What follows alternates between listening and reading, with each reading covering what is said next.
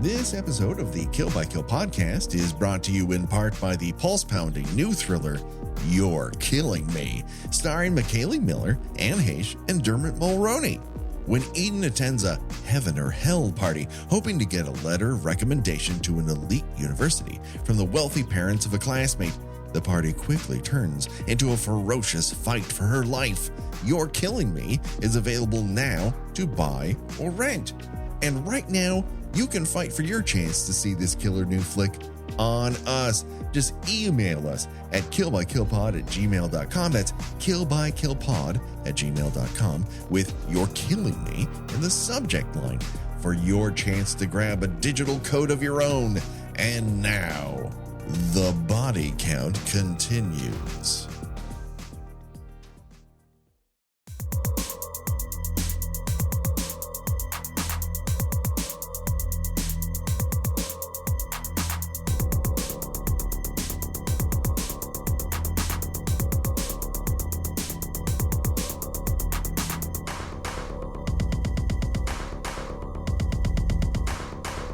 Ladies and gentlemen, boys and girls, dying time is here. That's right, we're in Animal Attacks April, and we're talking Day of the Animals on Kill by Kill.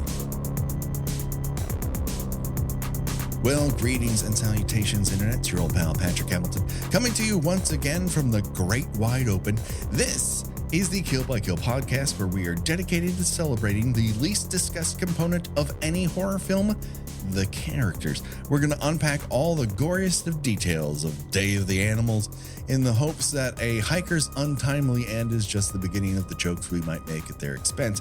And as always, there's only one person I trust to help me realize I'm only reporting on life, not living it. The one, the only, Gina Radcliffe. How are you doing today, Gina? How are you doing, hotshot?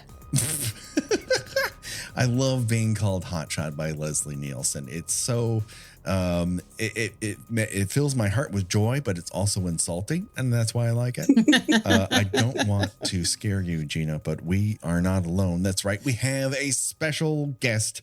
You, of course, know her as a writer, as a digital strategist. Her podcast, Waiting to Exhale, is so amazing. And, of course, she is a returning champion to this very program. The one, the only, Wynter Mitchell. How are you doing today, Wynter? Patrick and Gina, it's just always too long until I see you. and I haven't seen you, so it's always too long until I hear you. And I love being here. I'm so happy to be with you all on this real momentous occasion. Why would you save this pinnacle of cinematic effort for me? The luck I'm feeling, the joy I'm feeling, the honor of really, truly, you didn't have to. We didn't, but we absolutely need to. Now, it should be noted, and we said this last week, that originally Animal Attacks April this year was going to be Animal Attacks Oops, All Rats.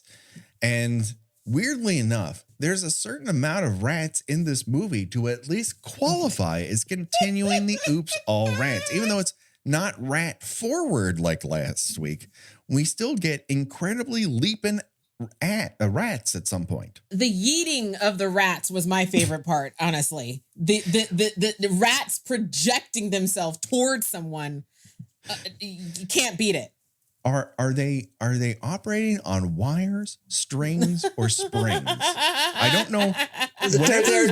They're tiny catapults. Tiny rat catapults? Yeah, 100%.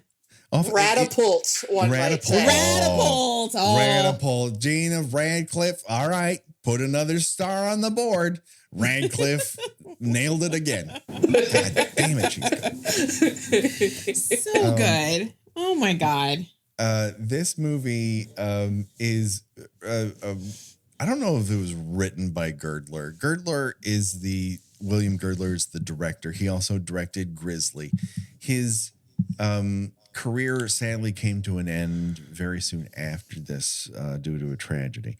But it would have been interesting to see what kind of director he would have been in the 80s, because he either would have been so out of fashion he never would have gotten work, Or he would have been that guy who could convert his exploitation nature into something really amazing in that time frame. I was looking at the wiki of the movie, and I'm not familiar with Girdler, but I'm looking at his films. I'm familiar with his films. Mm-hmm. And I just really want to say quickly that when you go to the wiki Day of the Animals, it's not to be confused with World Animal Day. Absolutely not. Well, absolutely not. Definitely different connotations. Yeah. But I think, Girdler, of the time, based on the films that he's done, it made sense at the time. I think, and even with the theme of this movie, the overarching theme, which I know we're going to get into, is that these animals are freaked out by the collapse of the ozone layer. The ozone layer is thinning, as we all know. Mm-hmm. And they're the first ones to sort of be affected by this. And I think, that was a fair, a lot of the exploitation movies and like, grindhousey types of movies of that era were always, the underlying theme was something that was overarching of the era, and yes. I think everybody just started feeling like there's too much garbage in the world. We're spraying too much hairspray. We're emitting too many, fumes into the air. So obviously that's going to have a reaction to something. And it was not us. We were only victims. It had to be another part of the species that we're going to suffer the most. Very, very true. Before we get back into the political aspects of Day of the Animals, which I was wondering, Wynter, have you ever seen Abby, his Exorcist exploitation movie? Yes, I've seen it once a while ago, and it's not my favorite exorcism type of film. The Exorcist is obviously my number one. My other favorite exorcism-ish type movie is Ruby. And sure. So Abby, it's it's blaxploitation, and it talks about Yoruba sex spirits and stuff like that. So it was definitely, again, of the time, but not my favorite. Okay. That's one I've hunted down for a while, and Ruby, but have not watched yet. And I was like, I want to experience it. I know they showed it once at the New Bev, but with any movie that I want to see at the New Bev instantly sells out, or I can't see it. Of course, of course. Yeah, Girdler has like a real interesting lineup of movies. With 3 on a meat hook, which I think is dead ass boring. And then things they expended all the energy. One of those movies, they expend all the energy on the title. Yes. It's so before the slasher genre that it just doesn't have any heat to it. And then things like Project Kill or Killer Elite, that's a lot of fun. And then I think Grizzly is definitely a stay tuned here for Animal Attacks April. We're going to have to tackle Grizzly at some point. And that's one of those movies that has just one perfect sequence where it just exactly realizes what you want in a raging grizzly movie. And it never quite reaches that again. But of course, you get a couple of the stars of Grizzly coming back here to Day of the Animals, and then Christopher George and Richard Jekyll. And Christopher George is kind of playing the same character because he can't play two different people. He's just Christopher George, a guy with the face of a baseball mitt. And Richard Jekyll, he can be anything he wants to be. And he's fucking crazy and Grizzly. Like, he's out of his mind in that movie. And here he's entirely restrained. Which one is Richard Jekyll? He is the professor in this one. Oh, okay. Whereas, listen, like Wynter said, there are 500 people in this movie, and I can't keep any of them straight. I know. Except like Leslie Nielsen and John.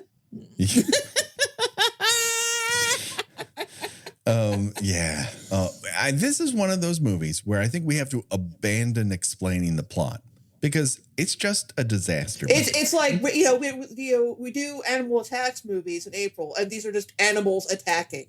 Yes, all kinds of animals. You've got birds, you got rats, you got dogs, you got bears. Yes, you got some cougars in there. Right. Yes, you got wolves. Wolves in one scene.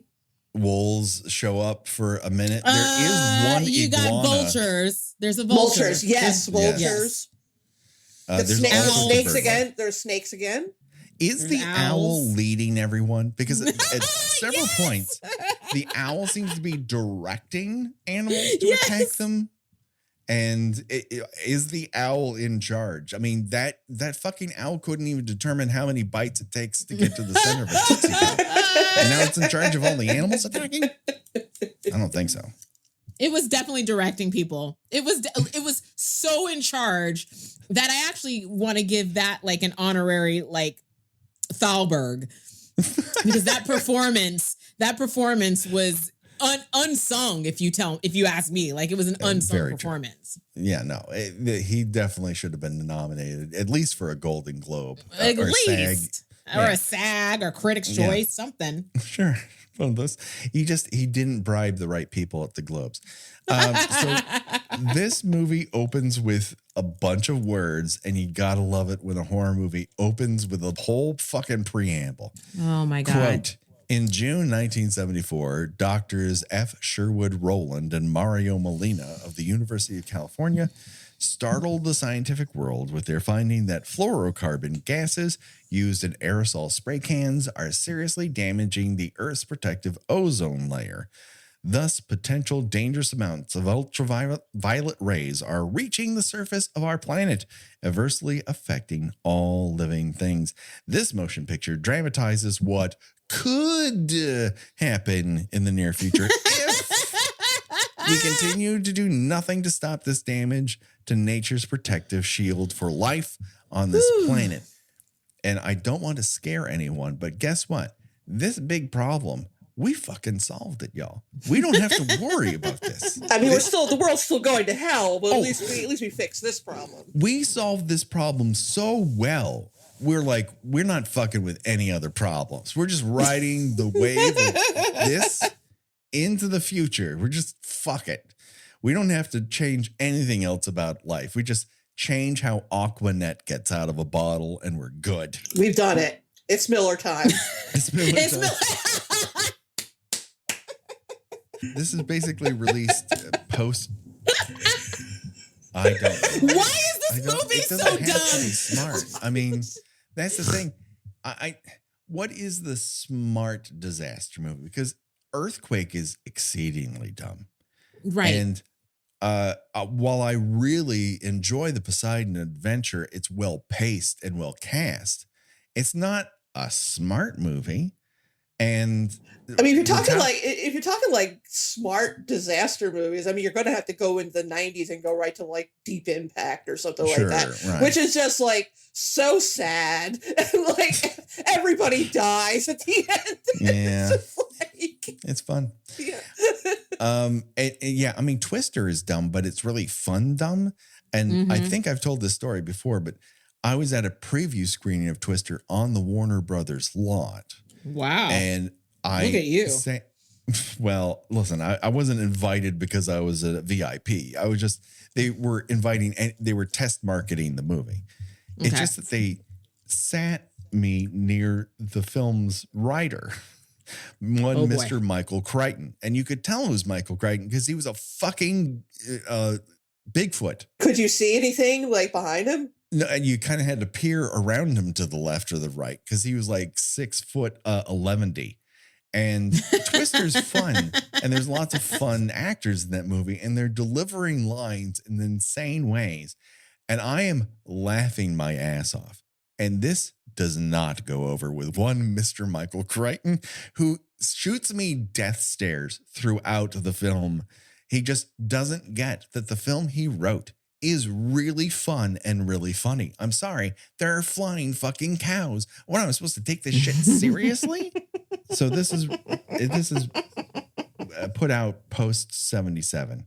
So you've got a couple, it's like a little mini subgenre that would include like Kingdom of the Spiders, Ants, Frogs is way early in 72.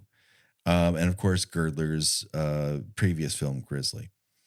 And so I'm prepared for a certain type of movie, but this movie really wants to go out of its way to be as racist, ableist, and misogynistic as possible, as if it wants the audience to root for the animals to kill almost everyone.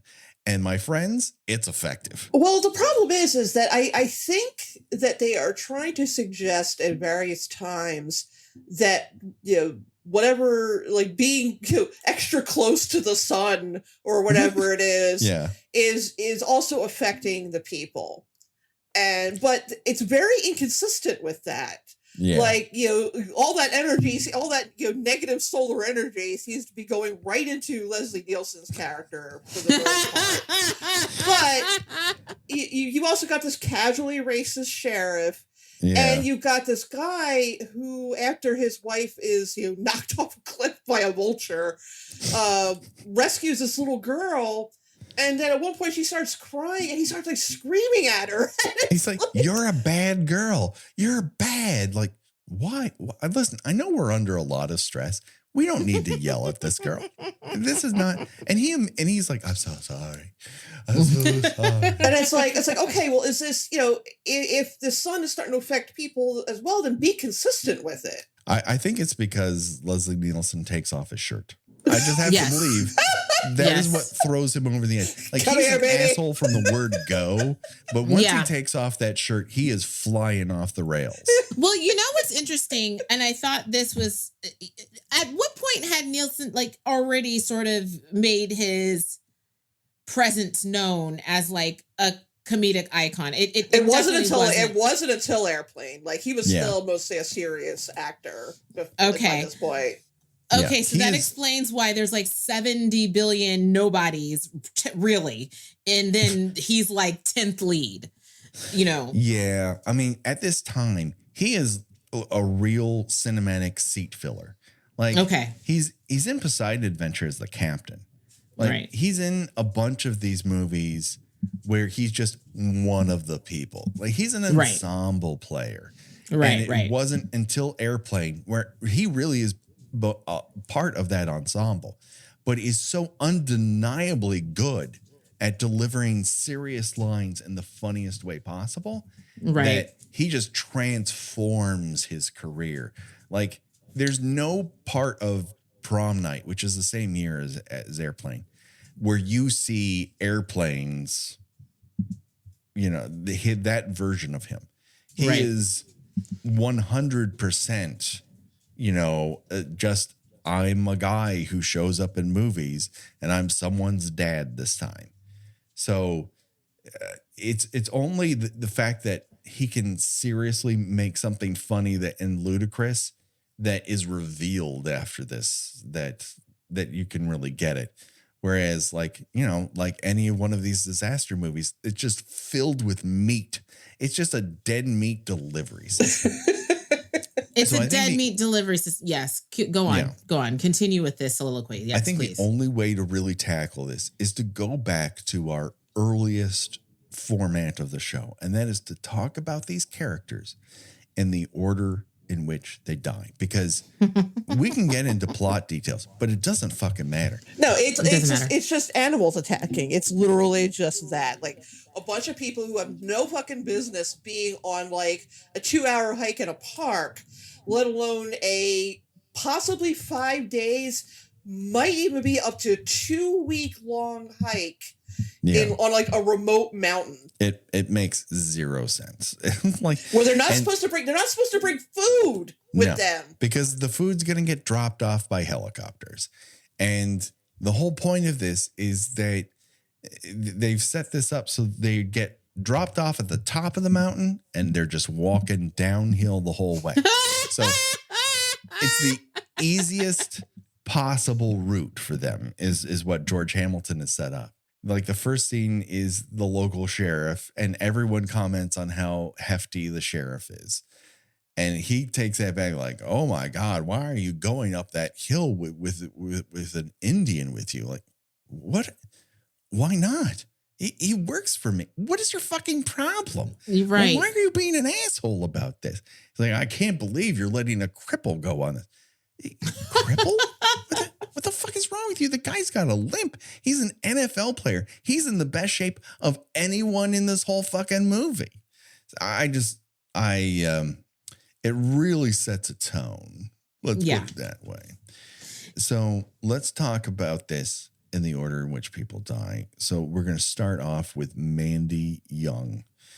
She's married to Frank. You guys, do you know who that is? The actress playing her? No idea. That is Susan Backlany from Jaws. There you go. Because she's got a very specific hair look, and that makes a lot of sense. She's gorgeous. She's got way too much fucking hair, and she doesn't mind being dragged around by a wire. So this is making all the sense in the world. So their characters are having trouble in their marriage because he spends too much time at the law office and he doesn't get along with any of his secretaries. It's I can't imagine anything, better to save a marriage than to go on a 2-week long hike with someone you clearly despise. and a bunch of other fucking strangers on top of that. And then their introductory note is him turning to her and goes, "You ought to smile more, honey." And you're like, God damn it. Yeah. He's one of those. A typical 70s male who is intimidated by the oncoming, what's the word I'm looking for, where women are not emancipated, but what was the women's empowerment movement of the 70s? The women's lib. Yeah. He didn't want none of that. He was trying to get off that track by taking her up this hill and then down this mountain. Yeah. Her main, talking point here is pay more attention to me than you do to the law office, asshat. And he cannot do that at all. So their first night there, they're sitting around a campfire, they're singing songs, and everyone goes, "Hey, we ought to shut this down for the night. We'll keep the fires going." The two guys in charge are like, "We'll stay up. We'll make sure nothing happens around here." And Mandy goes to sleep in a sleeping bag, and she's not in there for 2 fucking minutes before not even for her face to be ripped off by a wolf. Well, this is the point. They've already had the moment where everything just gets real quiet. Yeah. And the guy keeps saying, Christopher George's character's they have this conversation with the indigenous guide, and it's like, "Has anything like this ever happened before? I've never seen anything like this happen before." And they just keep going. Yeah. They don't just immediately take the fastest path down the mountain. At that point, I'd be like, "Can you take us back, please?" Yeah. If even you don't know what's going on here. But you know what's interesting? Go ahead. Sorry. I was just going to say, I think Steve has gambling debts because he does keep pushing for the continuance of the hike. Oh yeah, it's very important to him that they keep going. Yes. And he's like, as soon as her face gets ripped off, Steve is quick to respond with, "She'll be all right." I mean, I guess. Yeah, his plan is to send the two of them alone back down the mountain. His emergency plan is take this map, sleep in caves at night, find the ranger's office by yourself. That's not a plan. Yeah, because also apparently he doesn't have a radio or anything. Yes. So as part of this hike you have to go on, you have to agree, don't bring any food with you. Mm-hmm. And don't be concerned if the guide doesn't have anything to radio for help. Yeah. It's fan-fucking-tastic. This is a great idea. But none of them don't even seem to be the least bit prepared for however long the duration. Oh, no, absolutely not. I mean, as we mentioned, one of the women is wearing platform heels. Mm-hmm. You've got this character, the Beverly Hills lady, the single mom, who looks like she's wearing a leisure suit with a scarf. Yes. It's the middle of it's like July. Very the professor's wife, Gina. Very exactly. The professor's wife. They keep talking about how hot it is, but everybody's wearing flannel and khakis and 3 layers. It's like, what are you are you exploring the Arctic? Why are you wearing so many clothes? I don't. I guess for sun protection is the only. But people are wearing puffer vests. There's no point. And like, you can't be sweating and keep a fucking puffer vest on. No. Take that shit off. Like, you can wear like light, long sleeve clothing, but this is not what these people are wearing. No. They look like they're going to a ski lodge. No, they look like they're literally going to do like a half day hike and then end up at like an après ski like chalet or something. Like, I'm very confused by the direction of all of this. It's like he didn't give them any sort of like information as to what you should wear for this 2-week long hike. Yeah, no, just bring a knapsack and like some nuts. Yeah, Frank is wearing like a loose long sleeve polo that over the course of it gets more torn and ripped to the point where he looks like a rugby shirt. Yes, like a rugby. Yes. Mandy is resplendent in a blue button down and sort of a scarf with her hair up, but she's torn apart, and Frank is not helping. When she collapses at one point, he's like, get the fuck up. Well, that's what I'm talking about, is that like, this is one of the times when they're inconsistent with the whole, is the sun affecting these people too? Yeah. Because, she's like, they're walking for like a half hour and they're both like, I can't go on. and he's like, oh, fine, I'll just leave you here then. And it's like, wow, you're not even trying. As soon as he leaves her there then, she's immediately at, the owl's like, this is our moment. She's like set upon by like the vultures from the Jungle Book. Without beetle haircuts. Exactly. Sweep in and start packing her to death and somehow back her up to a cliff. And he tries to reach for her. And the birds are not necessarily not really hard. Him. He's not really making that much effort to yeah, save it's kind of like, ooh. If I could only catch up to you. Hold on a second. She gets pulled off that ledge by buzzards and hawks working as a team. And my question to the both of you is, are they trying to murder her or just teach her to fly? You can do it. Come on. You know what? This is the thing about her death is that she was let off easy by it was the wolf that attacked her. She was let off easy. That could have gone way worse, and it didn't. So she's already in a vulnerable situation at this point. No one's paying attention to her, and it's enough to almost die by the jaws of that thing, but then to turn around and be pecked to death is just absolutely brutal. I do really love the green screen shot of her falling to her death off the cliff, because it gives me serious stage 2 vibes of Cinemagic at Universal, a show that I used to do as a studio guy. And it's just the chair is stationary and you have her flailing and the camera moves up and it gives the impression that she's falling.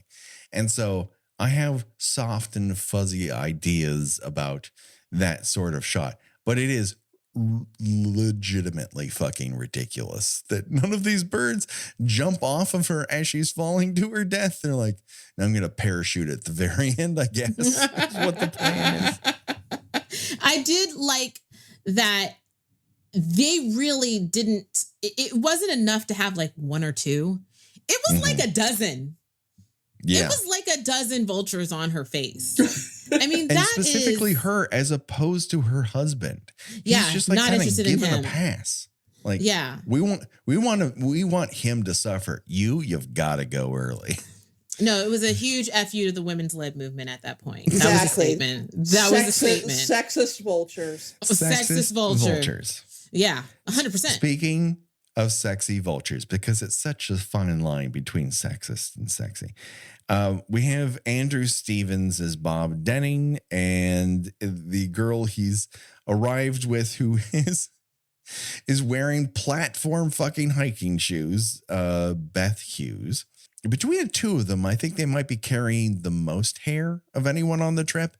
The amount of Andrew Stevens' hair in this movie is, you would need 2 suitcases if you shaved it off. Yeah, that's some bouncing and behaving hair there. for an era in which the dry look was predominant, there is a lot of fucking hair on his head. I think it's a disadvantage against their many opponents, in my opinion, to have that much hair. Andrew Stevens does give us an old-timey impression. So we're back to that again, Gina. Old-timey impressions. Finally. It's been a while. Never would perform like it's Bugs Bunny disease again. Everyone has an old-timey impression. Everybody. All of them. Well, at least one person per fucking movie. I mean, that's what we really discovered in Friday the 13th and those early ones is everyone seems to have this Warner Brothers cartoon level impression of some golden age black and white movie star. And it's like, why? But I don't know. Maybe they watch them on TV. I don't know how old people work. I'm a very young person. Yes, go ahead. No, because I was gonna say is that think about when this was made and think about what was actually on television besides the things that we loved. But you know, that was current television, and like all of us, we watch old shit, and old shit to them was like not talkies and then talkies right after people started talking. So that North Atlantic type of vaudevillian thing was still in their frame of reference. Yes. That's what I need to wrap my mind around. Beth lives. So we'll talk about Beth a little bit later. She becomes pivotal a little bit later on. Right. But we're bouncing back. Like it takes forever for the first person to die. And then it just starts to happen like this. Yeah. Bob, played by Andrew Stevens, is kind of led by the nose by Paul Jensen, who's played by Leslie Nielsen. Jensen is constantly provoking Christopher George that he doesn't know what he's fucking doing, that he's going to get them all killed, that if everyone would just listen to him, he'd get them there safe. Mm-hmm. And so at a certain point, he's like, listen, you led us to a place you said there was going to be food. All the food was stolen by animals. It's time for me to be in charge, an advertising executive.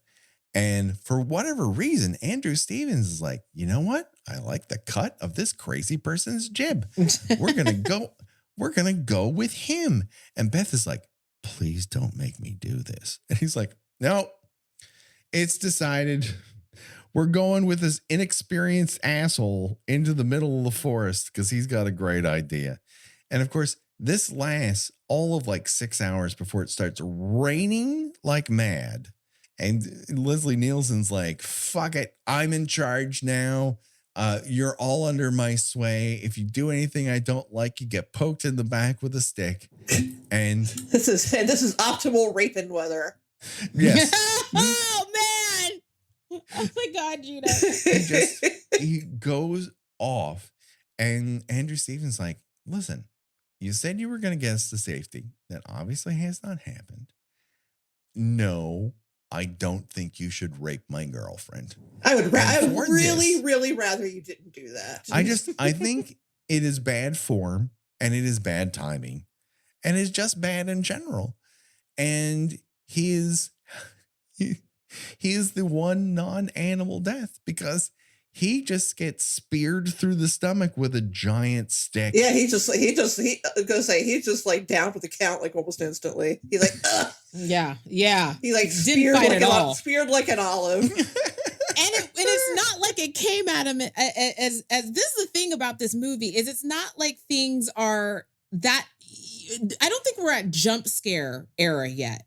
No, we're not that. Like everything has to be sort of still like that Goliath type of, approach where we're like hand to hand combat. And that happens in this particular scene where I'm like, you could have dodged that, homie.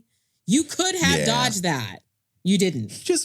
He practically does half the work for Leslie Nielsen. Exactly. He runs into a stick. Yeah, it's like he grabs the stick and kind of almost pulls it towards him. Yes. Here, let me help you with that. Oh. Listen, you want me out of the way? I want me out of the way.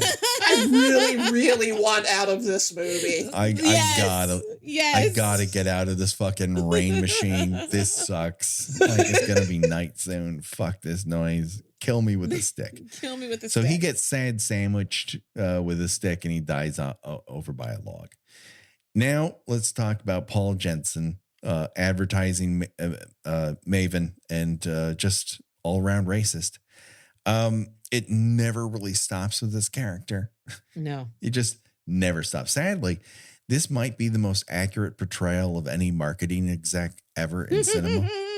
If you're at a certain level of marketing, you view yourself as some sort of audience god where you just know what everyone wants, and you're like, I don't think he knows. I don't think he knows a real person anymore. He thinks he's people, but he's not. He's a rich person. Yeah. And so he shows up to this fucking 2-week hike with a leather goddamn jacket on and immediately starts misbehaving, constantly calling Steve hotshot. And that's in between the bigoted, racist, and misogynistic comments that he's making at all times for everyone else. And he's like, come on, we're all laughing here. Like, no, motherfucker, we are not. No, and again, like this is like, possibly a 2-week long trip. And you have opted to be as obnoxious as possible to these people that you're going to be stuck with. Yes. That you may possibly run out of food at some point around. Yeah. And whatever the dose is of sun through the hole in the ozone layer that makes you crazy. Like, he's already started at an 8. And then the sun takes him to a 13 real fast. And the thing is, like, is that suggesting that if you are already a bad person to start with, that this like ozone thing is going to trigger something in you? Because again, they don't really pursue that much beyond this one character. No, this is the one character who kind of gets it. I will make my argument for another character later on when we talk about them, but it is not nearly consistent enough. I think if they made it where they were all fighting against each other, and then it turns into kind of like a Lord of the Flies kind of thing, that would have been much more interesting. 100%, Gina. Yes, exactly. That's the thing that makes it so really off-putting, is one, that it's Leslie Nielsen, because Leslie Nielsen, as I know him, would never do this. And then two, it's this situation where he's the only one that from moment start is ratcheting it up, like every time the camera turns to him. Every time. Yes. Like, it's just more racist, more bigoted, more rapey, more all of the things. And you're like, where is this coming from? We don't have time for a backstory on this guy. He doesn't appear to be under the influence of anything, like any intoxicants, not drinking or drugs or whatever. So what he's just, the wiki calls him a psychopath, which, I mean, I think you would want to know if a psychopath was going to be joining your tour group prior to joining said tour group. Yeah, he just starts at asshole and then becomes completely unhinged once he doffs that shirt and just gets the full raise, regardless of how much rain happens to be falling at the time. He does make a fire in the rain, so you got to give him that. Oh, that's right. It's like him and Adele. This is the point, where after he's said to Steve, bird attacks, no food. What do we do now, hotshot? That he makes his pitch that they all split up. So he's now killed one guy. He's forced 2 women and a small child to follow behind him. And over this fire, lightning strikes nearby. And he's like, now he's talking to God directly. And he just faces towards the rain coming down and has his own little Shawshank Redemption, where he's like, I only believe in Melville's God, the kind of person who takes what he wants, and what I want is you. And he points at Beth. He's like, I killed a man for you, and I want you now. And it's just all getting rapey and gross, and he drags her off to an open patch.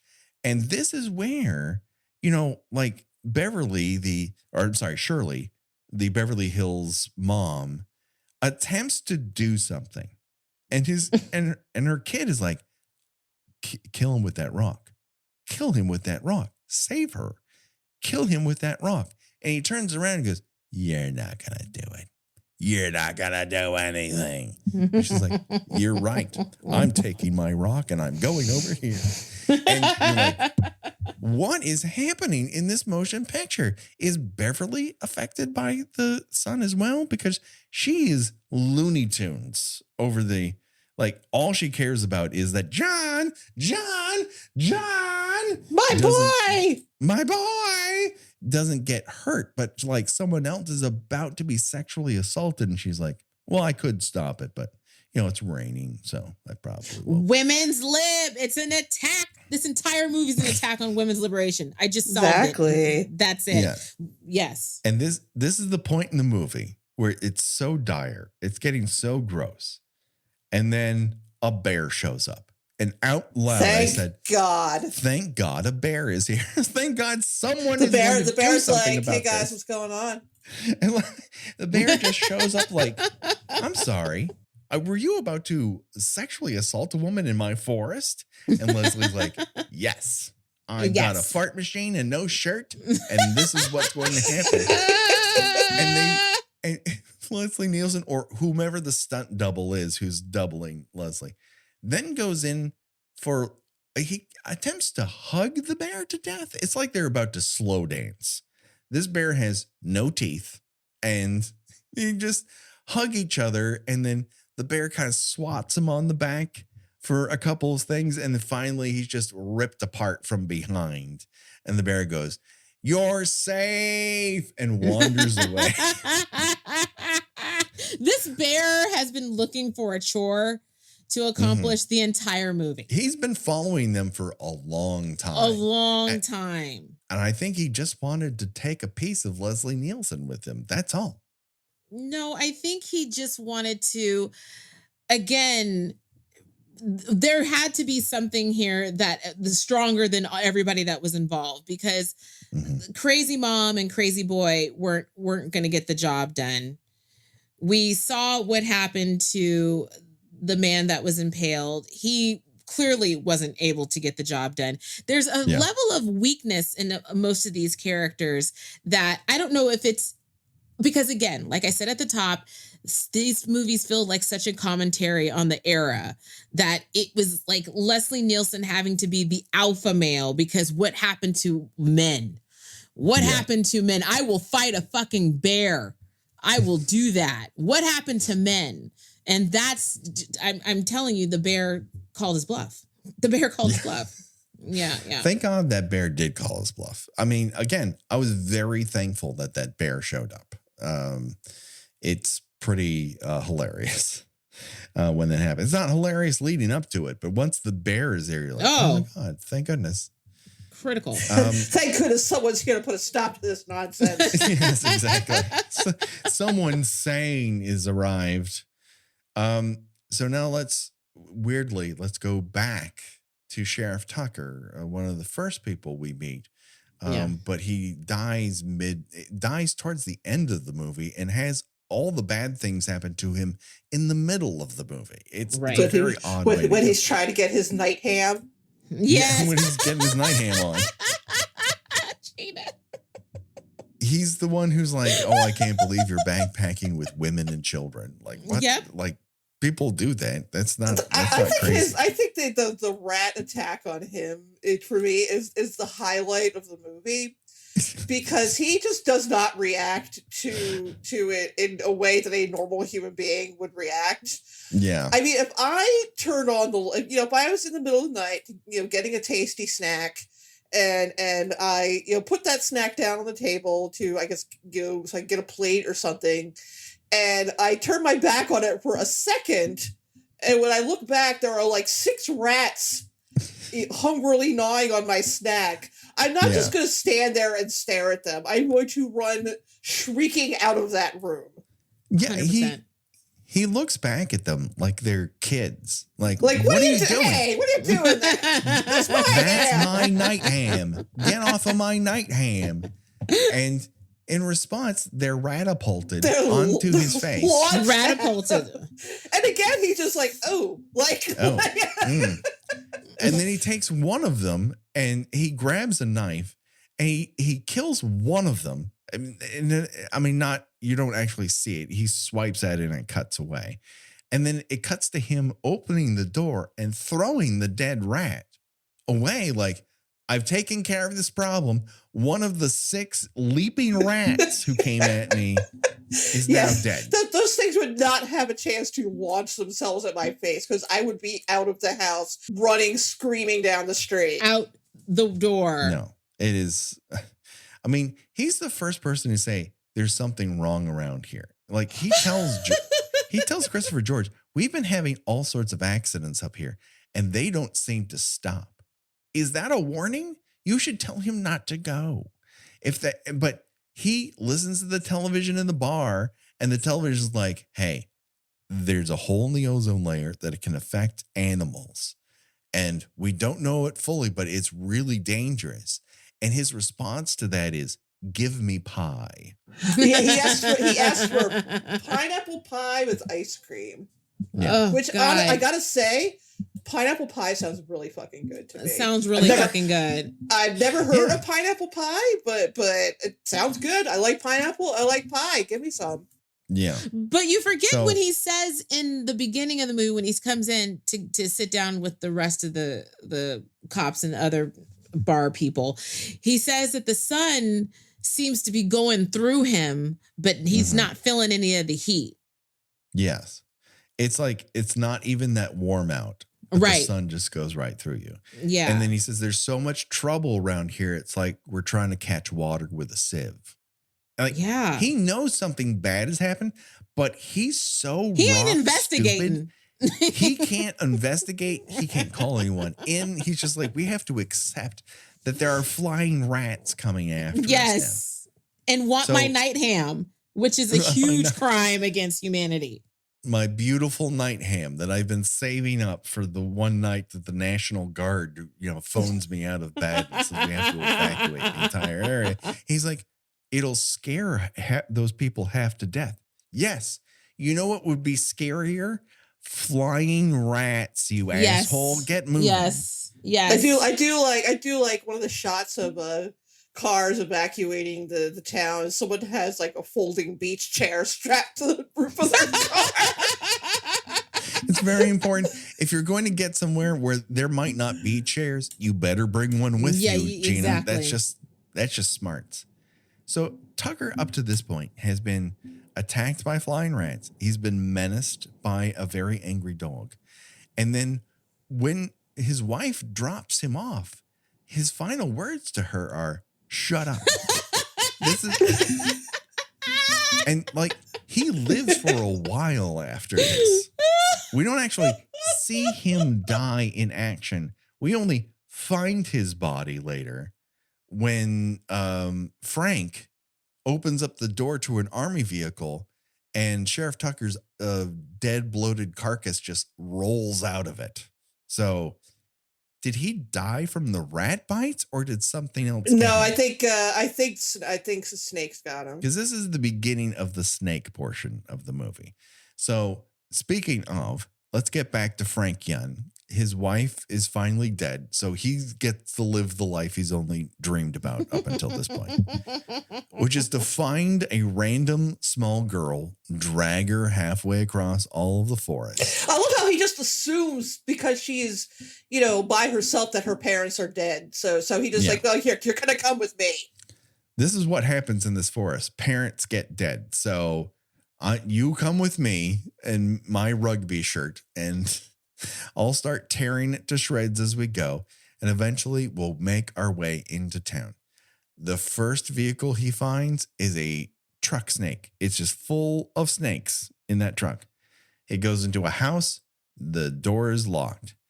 And then he's like, oh, here's an army truck. That's where he finds the Sheriff Tucker. And so finally he finds another vehicle and it's open, but there are no keys. And he sees his VW Bug. And after yelling at her, I should have left you. You're a bad girl. Stop crying. He's like, I'll never leave you again. And immediately, like 2 minutes later, he's like, I know I said I wouldn't leave you again, but and then he's eaten by dogs. It's a twofer because his VW bug is full of rattlesnakes. So he gets one rattlesnake to the face, and then the dogs attack with the rattlesnakes. They're working in conjunction with one another. Which you would think that wouldn't work out too well. No, you would think of the two groups, they wouldn't work together. But I guess the owl being in charge has said, listen, you can both bite humans, but you can't bite each other. Right. It's like, I know you guys have your differences. I realize that, but I really need you to pull it together and see past those to work for our greater goal. Kill this mid-level lawyer. We need him dead. And so he dies screaming off camera, oh my God, I'm dying. Please help me. Please help me. And that little girl's like, man, fuck that adult. And can't rely on any of them. Cannot rely on a single freaking adult soul to save her life. This is when we're cutting back to group one. Group one sort of consists of Christopher George, Linda Day George, and then you've got Santee, played by Syrian-born Michael and Sarah, who specialized in taking indigenous roles away from Native actors. Maybe he was a nice guy. I don't know, but it is weird how often he was chosen to play indigenous characters when he was not, in fact, indigenous. Oh, that's happened a lot in our Animals Attack movies. Yes, it has. We've had a lot of actors, a lot of non-indigenous actors play indigenous characters. Yes, Armand Asante, Edward James Olmos, Nick Mancuso. Add Michael and Sarah to the list of great Native American actors who are not Native American. And two other people are in this other group, and that's Roy Moore, the NFL All-Pro who has a slight limp. We learn at one point during this hiking trip, he is diagnosed as having cancer by a news anchor for reasons we do not know. Like she just goes, he has cancer, doesn't he? And everyone else goes, I guess. But no one asks him that question. It's just, this is the information we get from other people guessing what his problem is. Because everyone else just assumes he has a bum knee because the motherfucker was in football for 17 seasons. And maybe that takes a toll on a guy. But no, they never ask that. And then the second other person is Professor Taylor McGregor, who's like a naturalist. He's a photo nut. He might just be a nut, all I know. And the one thing I learned about this character is you never hand this man a live fish because he will fuck that shit up. He will drop that fish. Everyone is starving. They're catching fish with their fucking hands. Andrew Steven captures a fish after falling into the water and coming out of it. I have a fish. And he hands it to McGregor. I don't know why. And McGregor's like, oh, and it falls out of his hand. Don't hand live fish to a guy with glasses on. That's just not going to help anybody. No. At one point, that guy also suggests they all just kill themselves. Yes. Just he goes, when they're all trapped in a mine, he's like, you know what we could do is like we could just off ourselves. It's like, we could, sure. I mean, that's sure an escape hatch, but let's try to get to the bottom of the hill. Let's try that first. Right. Let's try that first. After their night in the mine shaft, where one of the members is like, I don't know, maybe we all kill ourselves. They make their way to they run out of water. They make it to an old logging camp, and it's been taken over by loose dogs, loose, angry German shepherds.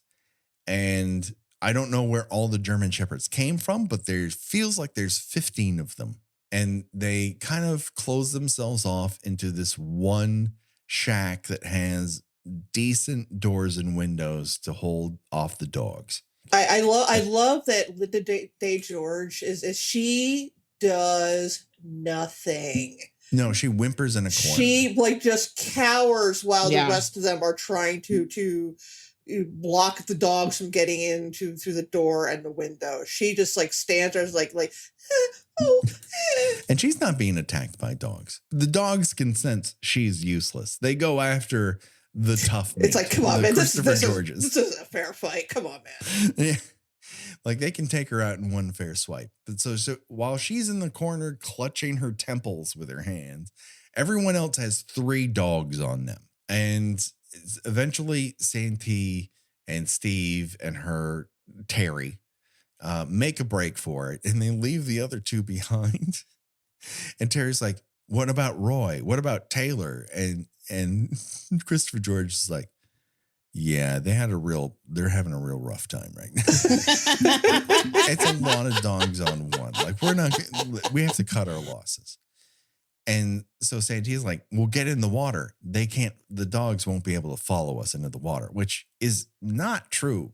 Dogs can swim. It's not a great attack posture for them, and so they're like, let's break away this small pier, and it has old tires on it, and it'll float. And so they break away the old pier, and they begin to push it out, and a bunch of dogs run onto it. So now their escape vehicle it has 2 dogs on it, and there's a bunch of other swimming dogs coming at them from the sides. This is just a bad plan. Luckily, you're going towards the rapids, so you have a wild river situation with dogs on the one thing that'll keep you from drowning, and they managed to knock the dogs off and get through the rapids. Like Jack and Titanic. They all fit on the door, though. That's the good news. So that's their escape vessel.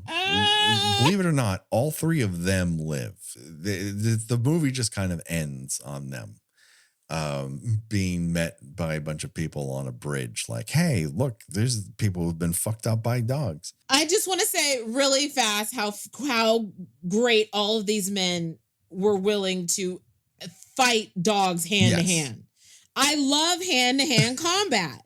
It's practically a John Wick situation where there's a lot of forearm biting happening, and they're able to get away from it. Right.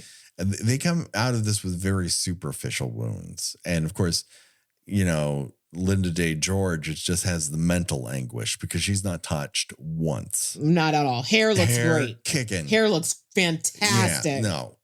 She doesn't even take off her jacket. That's the thing. No. At least in it wasn't Slugs. What is the movie that we saw her in? The Pieces. Pieces, that's right. At least in Pieces, she's wearing tennis shorts. Here, she is buttoned up from her neck down to her very inappropriate shoes. She's not the only one. Yeah. Because Beth Hughes and Shirley Goodwin, who's wearing a cut off trench coat, and her son, John. They find a downed helicopter. Now, I'm assuming by the amount of hawks stuck on that helicopter that it was brought down by kamikaze hawks. They just launched themselves at it. They were feather-covered missiles took down that helicopter. And so they find it, and of course, John runs after it, and Shirley's like, John, stay away from John. John. Stay away from the helicopter. And he's like, look what I found. And they look back, and the helicopter pilot is on the ground like 10 paces away, covered in loose dogs. They're chowing down. Was there a dog farm near here? There's so many fucking dogs that are all the same breed. But once the dogs sense that there's more meat on the menu, boys, they come after them. They lock themselves in the helicopter. Beth barely makes it in, only to be saved by her bell-bottom jeans being torn off. And Shirley is able to drag her in to the helicopter. And they just wait it out until the next morning, where all the animals who were affected by the ozone layer hole just instantaneously die all at the same time. Yeah, they're just blip, all fall over. Yes. It's like someone hit their off switch. It's right. It's just we only needed you for this period of time. Bloop. And they just keel over in action. so they're like, oh, yay. And just at that very moment, there's another copter. And they're like, we're saved. John is going to need a lot of therapy. Yes. I'm just going to put that out there. Yeah.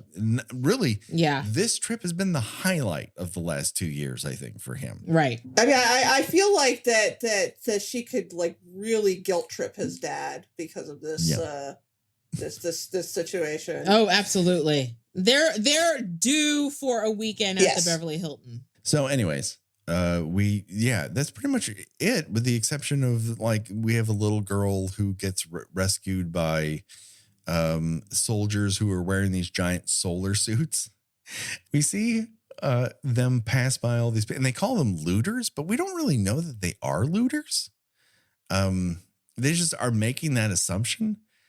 And we see that one of them has been killed by a hawk just going through his face. Wow. It is I mean, it's an option. So bear that in mind. We're not that far away, but he takes a whole ass hawk to the face, and he pays for it with his life. She just gets picked up, and she'll also have a life of therapy to look forward to.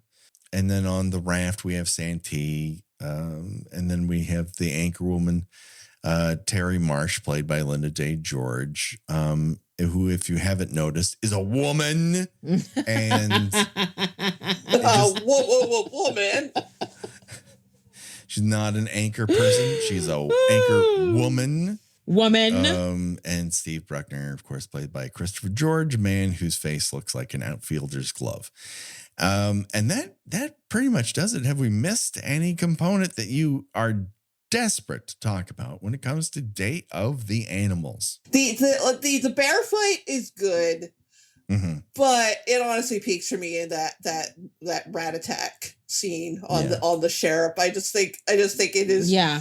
It's it does not get any sillier than that scene. Than being the focus of a ratapult from Nightham. Yes, exactly. Sure. How about you, Wynter? It's an amalgamation of all of the favorite things we love about when animals attack movies. It's early. It comes in early. What year is this again? This is 77. Okay, so we're just starting to like come out of that era a little bit, I think. And so it has all the great key elements of animals attacking. You've got, but it to me ratchets it. My favorite animal attacks or species attacks movie is Kingdom of the Spiders. That's the one with Shatner, right? Mm-hmm. I love that one because it's just, the end scene with the whole place covered in webs. You're like, well, we're fucked. Now what are we going to do? And then I also love Squirm because Squirm is just disgusting. Yeah. And it takes place in Georgia. But this one, it should be, like Gina said, it just peeks at the rats. Yeah. It really, again, unsung heroes along with the owl. I think they only had a certain amount of crazy. Their budget only amounted to a certain amount of crazy. And the leaping rats combined with the bear attack are when it just reaches an apex. Yeah. And everything after that feels like a slow burn off of film. Yeah. It just never reaches that height again, which is kind of a bummer, but also, it's kind of the structure of this thing. Like you have one or two sequences that work really, really well. And the idea that all of these animals are coordinating with one another via this one owl is pretty delightful. If people really want to watch the movie, but they're not sure they can make their way all the way through the boring parts, I would just, the Riff Tracks version is on YouTube. It's on, and it's currently on Shudder too. So you don't have to. Sure. You don't have to pay. It might be on Tubi. Yeah, it's on Freevee for sure on Amazon. So there's a lot of ways to watch this movie without paying for it. So, I do think it is worth your time and attention in that fact, and it does fly by. If you're watching with a group, it gets even better. But that, of course, brings us to the most vital part of any episode of Kill by Kill, and that is when we choose our own death venture. That is where we decide, of the many deaths portrayed in this film, if we were forced to die in one of those ways, which one would we choose and why. Up for bid in Day of the Animals, we have pulled off a cliff by birds. We have stabbed by walking stick, mauled by a bear in mid-sexual assault, death by rat bites, ? A combination rattlesnake dog attack. You're in a chopper crash that's death bombed by hawks, and then you die by dogs. You have just another dog attack. You have another dog attack. And then there's the guy who gets the bird to the face. And Wynter, as our guest, I choose you to go first. Rat bites. Rat bites. Rat bites. Because this wasn't an immediate death. It was a slow, agonizing death, probably. Yes. But I was making an effort to live. He was. He helped people escape up until the point he succumbed to his wounds or was snake bit in that army truck, because we just don't have any direct evidence. He's just a bloated corpse by the time we find him. Right. But, you know, at least he went down with a belly full of night ham and pineapple pie, you know? Oh, yeah. Oh, yeah. And that ham looked good. Oh. That looks good. Like, glazed, his wife is not going to have any baked trouble finding a new partner because she can make a great ham. Make a great ham. It looked good. That's all old men are looking for in 1977 is someone who can put together good ham. They just need some ham. Need some ham. Gina, what say you? Yeah, I'm going to take the hawk to the face, because that just seems a very metal way to go. And you know, something I think about often every time, like, you know, I live in a city that, you know, is kind of, you know, fraught with pigeons, and they like to fly low. And I, you know, every now and then I'm always thinking, you know, I'm going to die. I'm going to get like either, you know, knocked on the subway tracks by a pigeon, or a pigeon's going to get me in the face in just the right way. Just like drive my, you know, nose bones into my brain. So this is not, this is, you know, not out of character death for me. You get a good cross, you know, in an intersection. You get, especially in New York, where you have a lot of high buildings, you get those cross rip winds where it's going one way and then going another. You're a low flying pigeon. You get caught in that. You end up in your throat. And I guess the question is it the impact that kills you, or the suffocation of that pigeon not being able to come back up? I think it's the impact. I hope it's the impact. I don't want to like choke to death on a pigeon. No, I mean but that is the bargain you've made for yourself, because you don't know which one it's going to be. So. I'll take my chances. Okay, good enough. I don't like heights, so there's no way I'm going to get pulled off a cliff by birds. I think I'm going to take stabbed to death by walking stick, because that happens real fast. He seems to succumb to that injury. And he does and then, technically die a hero. He does try. Yes. Not very well, but he does try. And if I tried to be a hero, I'd probably end up being dead by walking stick anyways. Like, that's probably how that good deed would pay off for me, if I was to guess. So I think that's in line with my life so far. So that's the way I'm going to go. Josh Hollis does all of our artwork. And of course, our music is done by Revenge Body. Go to revengebodymemphis@bandcamp.com to get this theme and all of our remixes. Before we go, let's do a few plugs. Wynter, where can people see and hear more from you on these here internets?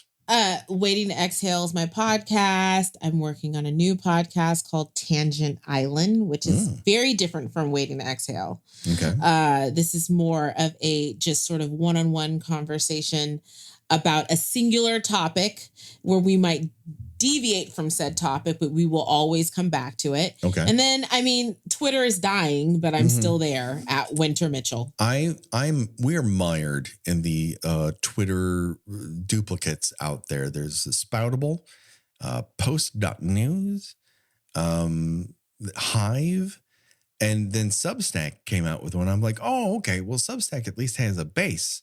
And then I saw on the guy who's the head of Substack was on a podcast, and he was asked the direct question, how are you going to moderate if someone's like directly, like horribly racist? And he didn't have an answer, Wynter. I'm not shocked. No one does. He just like,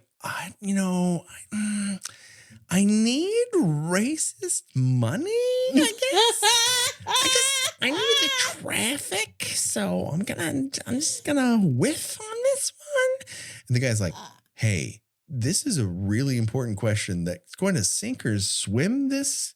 So you should probably have an answer to it. And he's like, well, I'm not gonna answer. Mm-hmm. I'm like, bye, Substack Notes. It was a very short run for you. But I think that's going to make him quite a legend. This is an answer you should have in your back pocket if you are starting to have a Twitter-like social media empire. Yeah.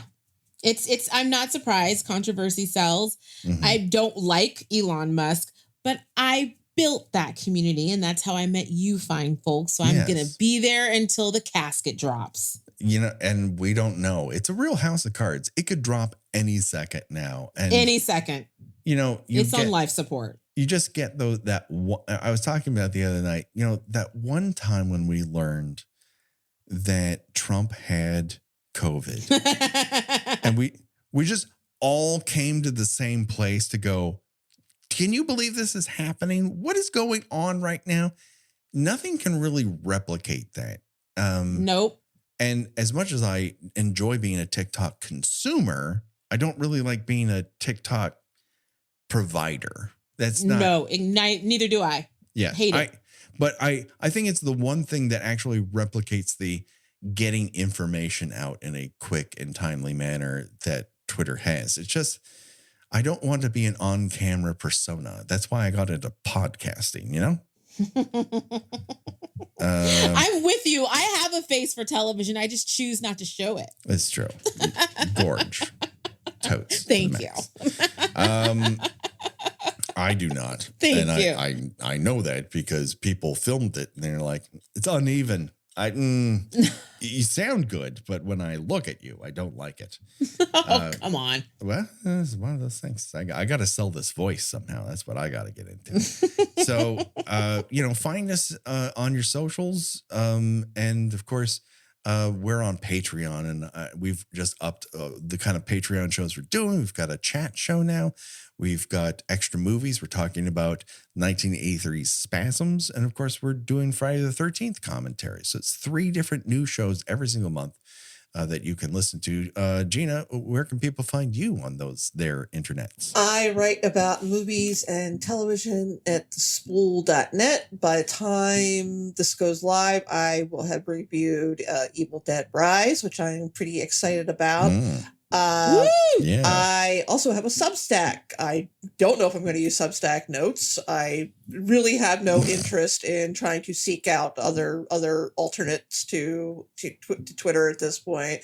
But I do write a newsletter, mostly about my thoughts on movies. That's GinaWatchesThings.substack.com. And I too, like Wynter, plan to ride Twitter into the ground and then piss on its corpse when it's dead. And you can look for me there at Gina Does Things. Do it today, people. Check it out. That just about does it for this middle week of Animal Attacks April. When we come back next week, we're going to go from the 70s to right now. That's right. How could we have an Animal Attacks April when a recent Animal Attack movie came out and not talk about it? That's right. We're going to talk about Cocaine Bear, everybody. It's a bear on cocaine. So I don't remember any rats being a part of it necessarily, but it's the only element that's missing. It is full of characters. That is for damn sure. And everyone is really trying in that motion picture. Cocaine Bear is available now to rent, or if you have Peacock, it's right there, baby. Just go for it. So that just about does it for us. But don't worry, folks. The body count will continue. For myself and Gina and Wynter. Bye-bye, everybody. Yes. Bye. Bye-bye.